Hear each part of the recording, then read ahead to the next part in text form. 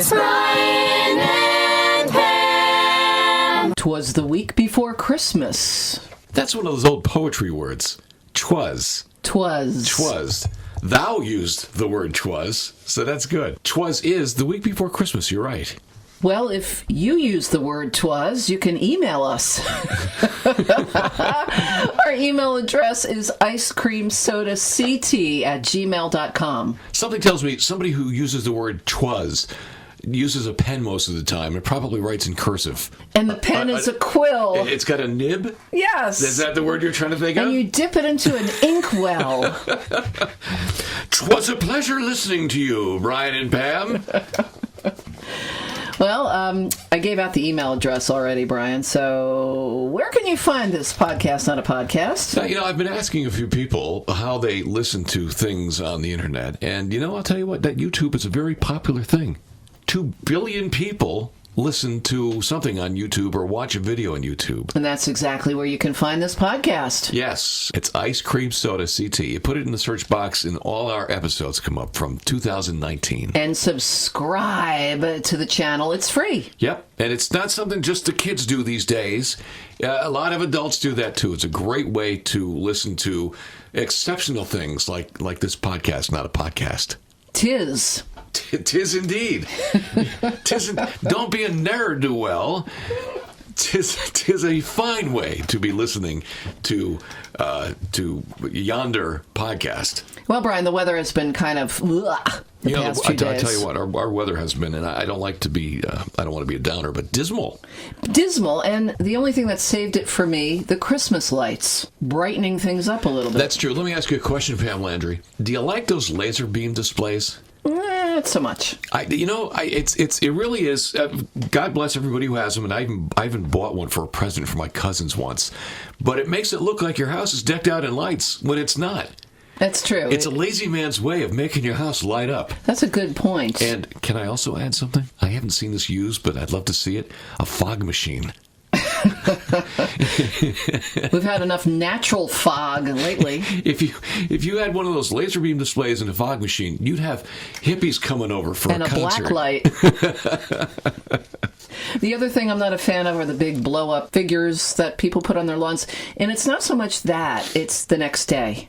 Now, during the day, it looks like there's... When they're all collapsed and dead on the lawn. It looks like there's been a problem, it's yes. It's not happy. People are calling 911 when they see that. It's not a happy thing. No. So, the good news, Brian, is sun is coming back. The rumor is Wednesday, Thursday, Friday, sunshine. Also, Thursday and Friday, looking like the coldest days of the week with highs only about 30 degrees. Weekend looking dry, mixed sun and clouds. Winter officially begins this weekend. And here's an optimistic thing. I know the weather's been dismal, but here's an optimistic thing. If you watch your almanac, the sunset in the afternoon has already started to be later in the day. Correct. So I've noticed that on social media. People have been discovering that. But yes, right around a week before winter starts, the days just start to end a little later. The sun stays up for another... I actually was going to mention that around the 15th, we start to pick up a little bit more daylight at the end of the day. So it's just a little later. You can keep the lights off for another 60 seconds before you turn it back on. The actual beginning of winter, in case you're, interested, is Saturday night at 11:19 p.m. The winter solstice, the shortest day of the year in terms of daylight. Good. When we were kids, my grandparents used to give us all pots and pans and big spoons to hit on, big celebrations. So we should be out doing that on the first day of winter. At 11:19 Saturday night? Yeah, neighbors like that. Yeah. It's a podcast, not a podcast. Hi, this is former West Haven Mayor Ed O'Brien. We have a toy drive going on in West Haven, and I will give you the details coming up on the Smith and Landry podcast, not a podcast. So we'll hear about that. And also, we've got Rob Covey on this weekend's Branford Lights event. We have more. Coming up, we'll hear from Dwayne Burge with the Milford Concert Band. They'll be at City Hall in Milford Saturday night, and I'll be reading How the Grinch Stole Christmas. And we've got Charles Rosenay on Christmas Fright Haven, because Brian Smith, apparently every holiday can be scary. Was the Frightmare before Christmas. But first, before we talk about all the events that are happening in the area, because we are Smith and Landry Event Central, Pam Landry, we must pay tribute to where we come from, and that's the world of rock and roll. And we start now with our rock and roll and celebrity birthdays. Celebrity birthdays! Celebrity birthdays. Celebrity birthdays! 1, 2, 3, 4. Celebrity birthdays. All right, let's do our celebrity birthdays. Is it time? Yeah, are we going? Are we done? No, we've only just begun. Oh, boy. Carpenters. Sorry. Let's do it. Let's check out our list of birthdays. Shall I start? Sure. Taylor Swift turns 30. The big 3-0. Jacob Dylan from the Wallflowers, Bob's kid? Is that Bob Dylan's son turns Yes, it is. 50? 50. Wow, Bob Dylan himself must be old. It's 102, I think. Jamie Foxx, the actor, turns 52. Bobby Flay, Chef Bobby Flay, 55. Actress and big Convicted felon. Felicity Huffman turns 57. Nikki Sixx is 61. Actor Steve Buscemi is 62. Now, I thought he was older than that. He looks older than Yeah. that. Also 62, Donny Osmond. Actor John Malkovich turns 66. Susan Day. Remember her from the Susan Partridge? Day from the Partridge Family? Yep, 67. 67.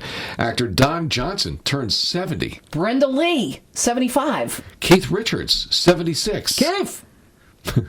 Beau Bridges, 78. Dionne Warwick is 79. Connie Francis is 82. Actress Judi Dench turns 85. She's a dame. Dame Judi Dench turns 85. Tim Conway, 86. He's dead. He is? Is Tim Conway dead or alive? Tim Conway was born December 15th, 1933 and died May 14th, 2019. Striking Tim Conway from the record. The lady on my phone said he was gone. Rita Moreno is 88. Comedian and writer Buck Henry turns 89. Dick Van Dyke, 94. Come on down. Bob Barker has a birthday. Pam, how old is Bob Barker? You can come close without going over. What do I win? Brian, he's 96. 96 is correct. Come up on stage. Ding, ding, ding, ding, You're the ding. next contestant, and the price is right. But the winner of this week's Celebrity Birthday Derby coming in Yes. at 103 years of age, Oh, wow. Who? Kirk Douglas. He's 103? And Keith Richards is only 76. Let's take a look back at music history now and see what this time of year has for our music history classes. 1961, the Marvelettes had the #1 song with Please, Mr. Postman. And Brian, fun fact, the session musicians on the track included a 22-year-old Marvin Gaye playing drums. Really?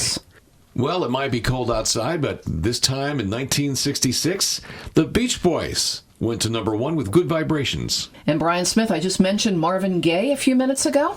1968, this week in music history, he had his first #1 with I Heard It Through the Grapevine. It was this week back in 1970. Smokey Robinson and the Miracles went to #1 with Tears of a Clown. And this week in 1972, Moody Blues, their album Seventh Sojourn was #1. 1973, it was this week that Charlie Rich started 2 weeks at #1 with Hey, Did You Happen to See the most the Most Beautiful beautiful girl in the world. Charlie Rich, #1 for 2 weeks back in 1973. Also this week in 1973, CBGB opened on the Lower East Side of Manhattan. This week in 1978, the band Chic started a 7-week stay at #1 with their song La Freak. Freak out.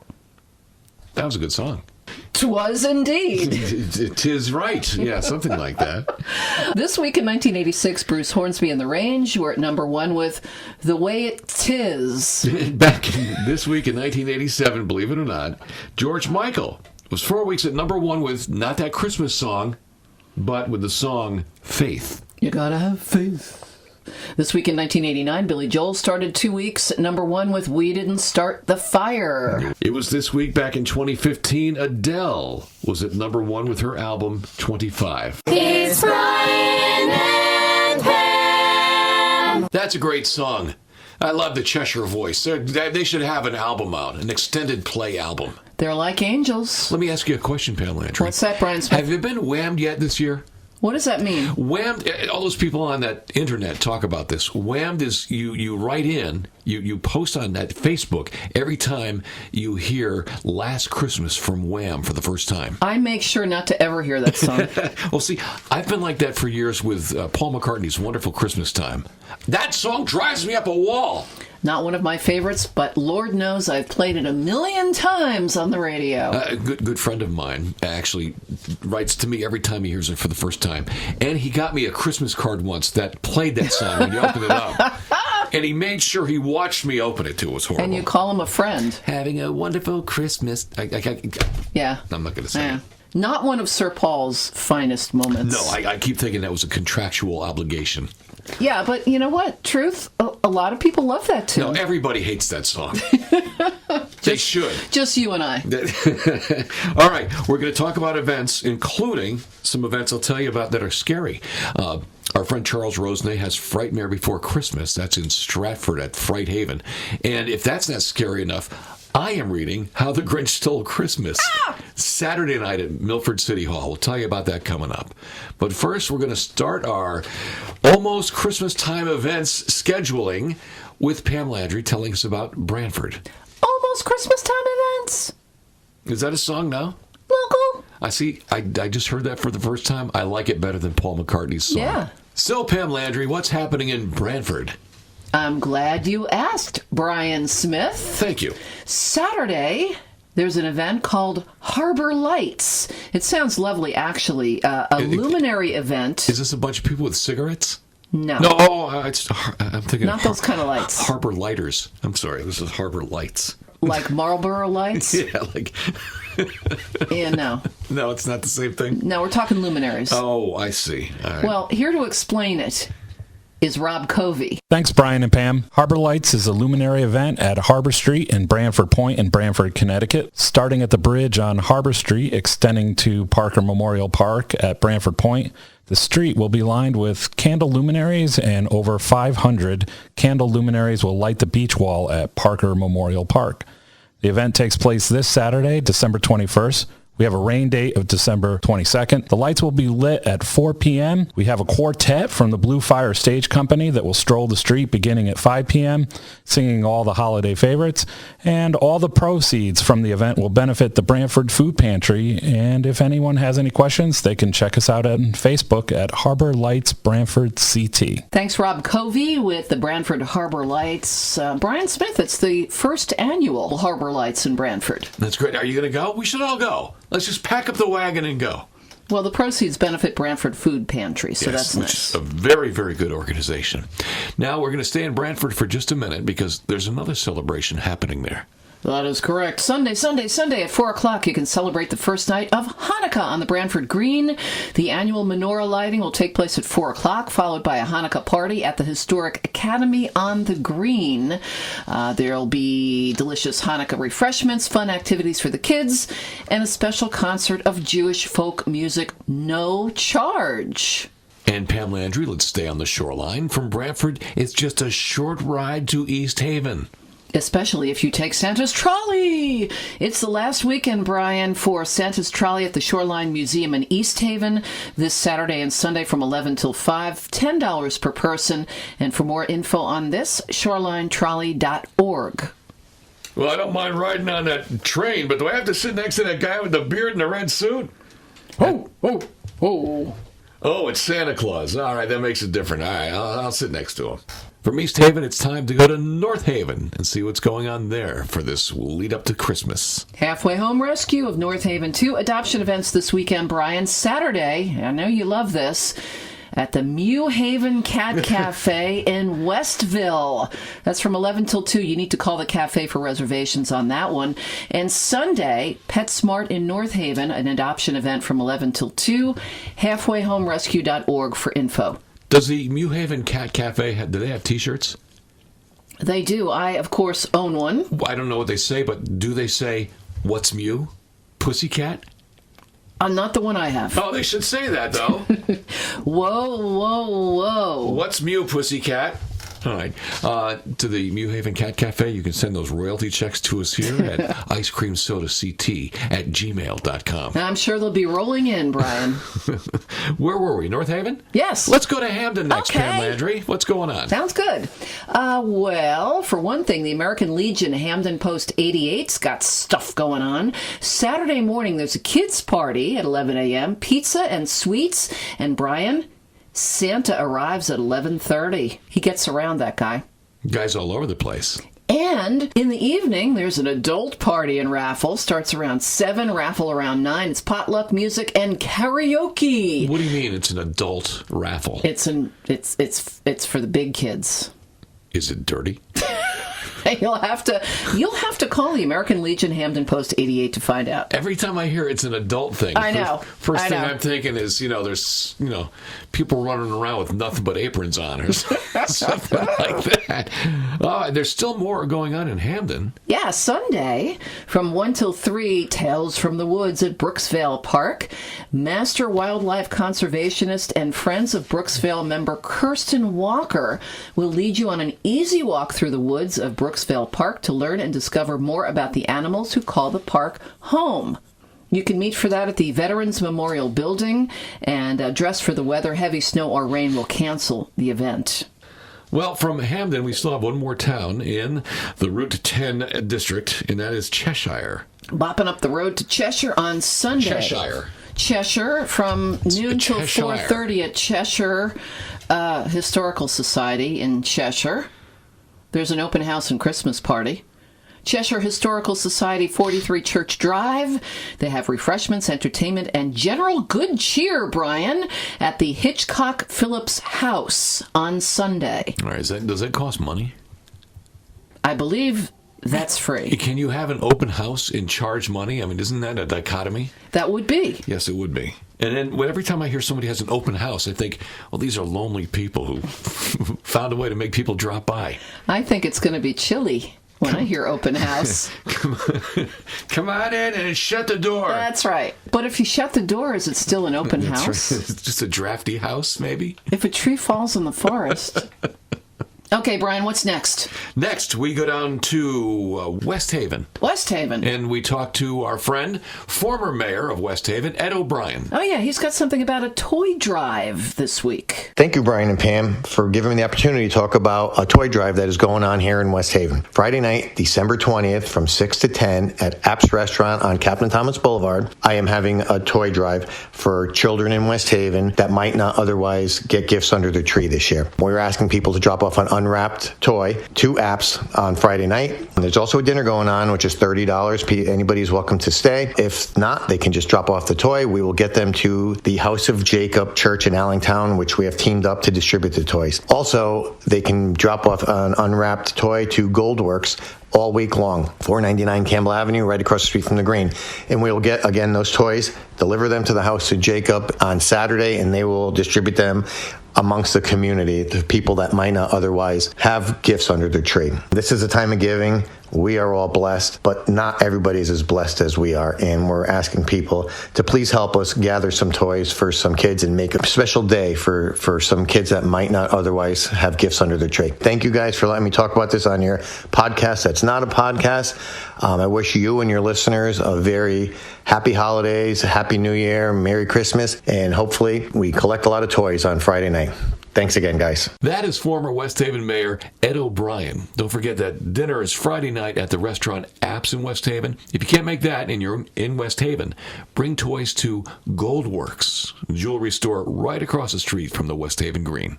And now, from West Haven, let's go over to New Haven. Pam, a couple of things going on there. Yes, Brian. Apparently, 'tis the season for luminary walks, because there's another one. This one is in New Haven, Saturday from 5 until 8 p.m. at Edgerton Park. You can join the Edgerton Park Conservancy to celebrate the winter solstice. The park will be illuminated with hundreds of glowing lanterns. You can stroll the paths, explore the greenhouse, enjoy warm refreshments and music in the carriage house. It's perfect, they say, for families, for dates, for friends, for neighbors looking for a little winter magic. And Brian, this is free and open to all. That's great. Maybe you'll find an open house that nobody really intended to be an open house. What are you doing in here? Well, we're enjoying the open house. It's not an open house. Get out. And then on Sunday in New Haven, Pam Landry, something of a different sort. Why, yes. In Westville, it's the menorah lighting and first annual Gelt Drop. It's Sunday at 4:30. I'll explain. It's at the Blake Street parking lot, Blake and Whaley, an annual menorah lighting there. And this year, Brian, the Westville Fire Department will be on hand for the first ever Gelt Drop. Do you know what that is? I hope it's not a guy named Gelt. Don't believe so. Gelt are those little chocolate coins wrapped in gold. Yes, and very nice. Yummy. They could have had Gelt in a dreidel. It would have been fun. So they're dropping Gelt from a fire truck? I don't know where they're dropping it from, All right. but it's the Westville Fire Department dropping Gelt.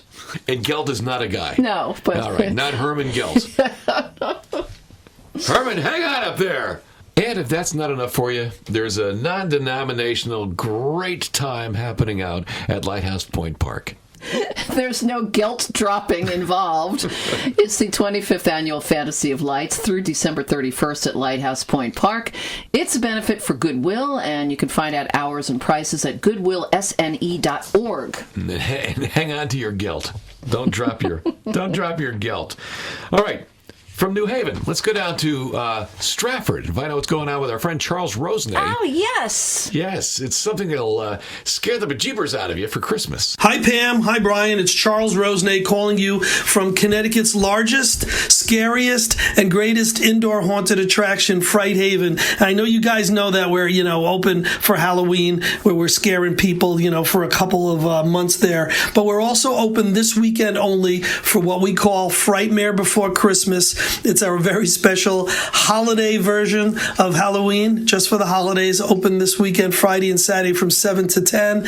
And we are so excited because we were just named in the top 10 of the scariest haunted attractions in America for Christmas by the Travel Channel. It's a real big honor. The other thing I want to tell you about is that this Saturday at noon, we're doing our annual Lights On non-scary event for kids and families right at Fright Haven. So anyway, visit frighthaven.com for further information. Hope to see you guys there soon, and wishing you and all the listeners a very happy, haunted holiday. Bye, guys. Always good to hear from Charles Rosenay as he continues to scare the bejeebers out of all of us. And I'm really glad to hear that Fright Haven won an award for being one of the scariest holiday fright houses in the country. I don't know if there's a lot of them anyway, but it's a great honor. So congratulations, Charles.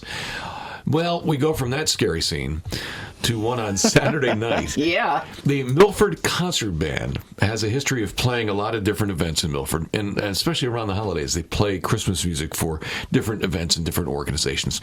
This Saturday night, they will be playing at Milford City Hall, and they've invited me to read How the Grinch Stole Christmas. Bandleader Dwayne Burge has more information. Hey, thanks, Brian and Pam. And Merry Christmas and a cool Yule to all y'all tuned in on the Brian and Pam podcast.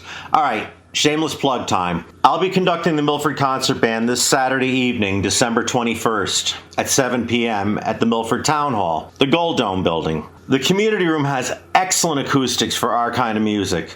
Along with standard Christmas and Hanukkah sing-alongs, we'll be playing the Donny Hathaway soul classic Last Christmas, along with the Carpenters' hit Merry Christmas Darling and Mariah Carey's smash hit All I Want for Christmas Is You. We'll also be playing medleys of Christmas movie hits from Home Alone, Polar Express, Frozen, and The Nightmare Before Christmas. Plus, as an added bonus, there'll be a reading of How the Grinch Stole Christmas, as read by this lad I know named Brian. Last summer, we had over 2,000 people come out to see us at the beaches. And if you all want to come see us, all 2,000 of you, we'll make you fit inside the town hall somehow. So peace, love, and joy from the Milford Concert Band. Thanks. Thank you, Dwayne Burge. And don't forget, once again, I'll be reading How the Grinch Stole Christmas. What could possibly go wrong? Don't ask.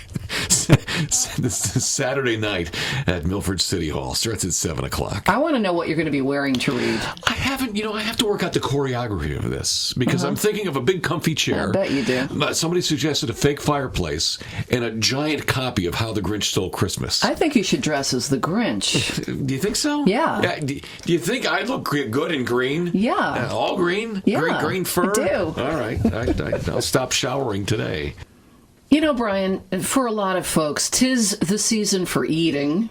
It's always the season for eating, Pam. For you, yeah. So we haven't done a proper This Week in Food in a while.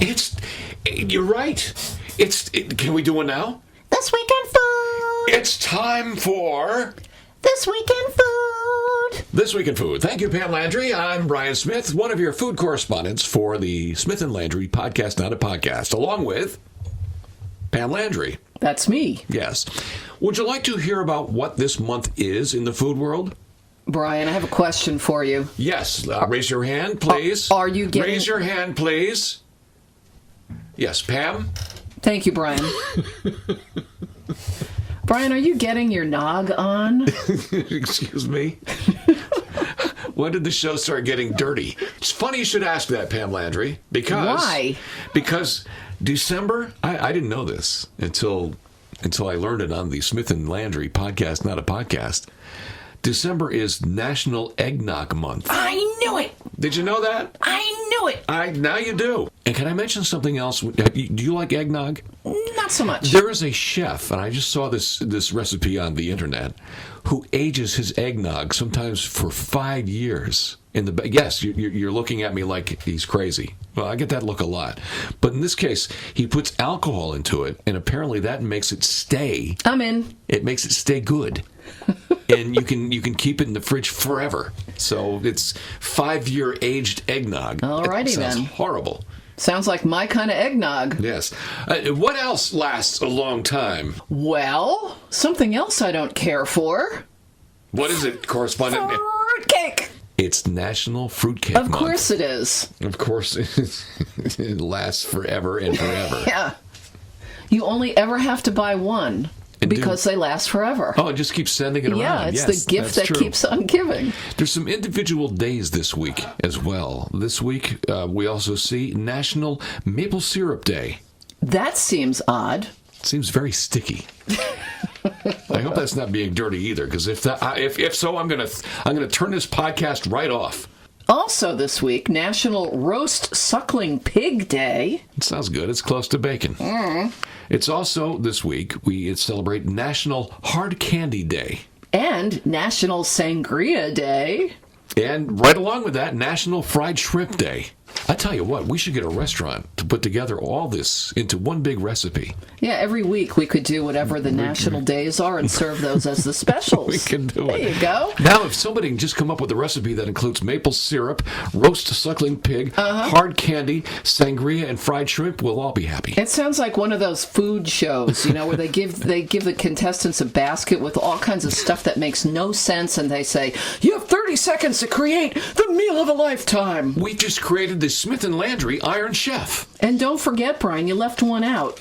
Oh, dessert. National Pfeffernuss Day. One of my favorite foods to eat when I'm wearing black. Those are those little spicy cookies, right? Yeah, the little spicy cookies. With the powder on them? With all the powder. Yeah. And you can't eat it and then say the name of it without spraying somebody with white powder. Oh, it looks good. What are you eating? Pfeffernuss. It gets all over the place. It's like a fog machine just went off. Food correspondent Pam Landry, there's one more celebration in the world that we don't hear a lot about. What's that? In Iceland, the week before Christmas, they celebrate St. Thorlax Day.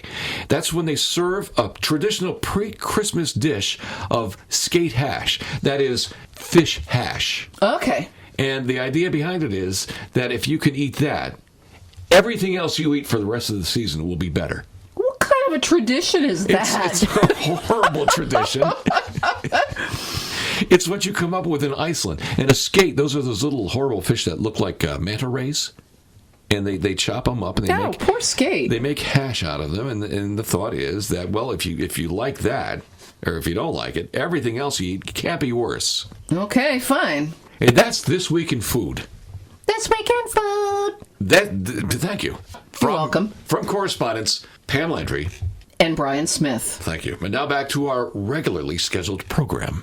Well, that was a pleasant show. Time to throw the script into the fireplace. Wait. What? Are we done yet? No, not yet. We're not done. No. Oh, okay. Well, Brian, I wanted to tell you yes. about my favorite news story of the week. Favorite news story of the week? Yes. Do I have to sing the song? I don't think so. Favorite news story of the week. The favorite news story of the week. And now we go to correspondent Pam Landry. Don't know if you saw this, Brian Smith, but I thought of you immediately. Oh, what'd I do? Out in Vegas, there are pigeons wearing cowboy hats. What? Yeah. Cowboy... Real pigeons. Yeah. Not a mascot, but real... No, real pigeons. Birdies. Pigeons were seen milling around a parking lot near a dumpster. That makes sense. Pecking the ground. Actually, so was I. Did you have a cowboy hat on? That's ordinary behavior for birds, of course, but for one detail, 2 of the pigeons were wearing miniature cowboy hats. One red and one gray. Okay. Yeah. Now, what's wrong with this? So, I don't know. Did they clash? It's very fashionable. No, actually, the red one looked quite lovely on the gray bird. Okay. But of course, someone took a video. The video went viral, and all hell broke loose. I mean, it was picked up, it was retweeted, it was re-videoed all over the internet. And somebody did not like it. Is that Well, a lot is of that what people I'm were guessing? concerned because, because the pigeons looked like the little cowboy hats were glued to their heads.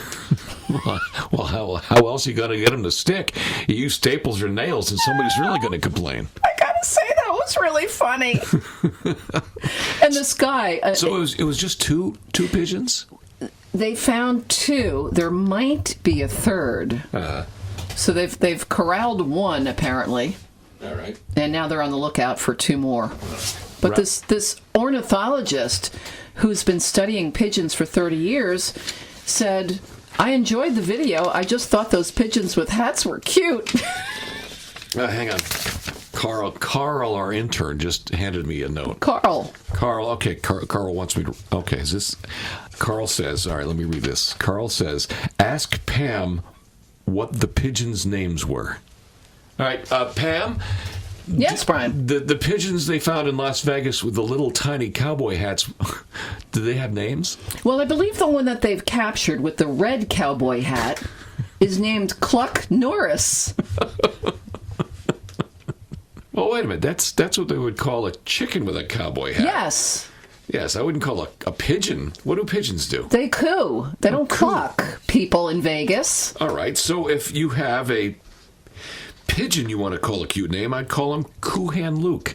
I like it. I think the other one they called Coo Lamity Jane. Well, there you go. There's the coo. Or something like that. Anyway, the general consensus by the bird experts is that the birds are not in any kind of danger. Pigeons are not for gluing hats onto and making fun of. No, but it is cute. Yes. Pigeons and cowboy hats. Brian, only in Vegas. Let the rest of the world beware. We have pigeons with cowboy hats. What happens in Vegas stays in Vegas. Cease your hostilities now. Look what we have. But, Brian, wouldn't it have been more fitting if they were wearing Santa hats? Oh, now, see, that would have been great. A holiday celebration with the pigeons. Forget the Andy Williams specials.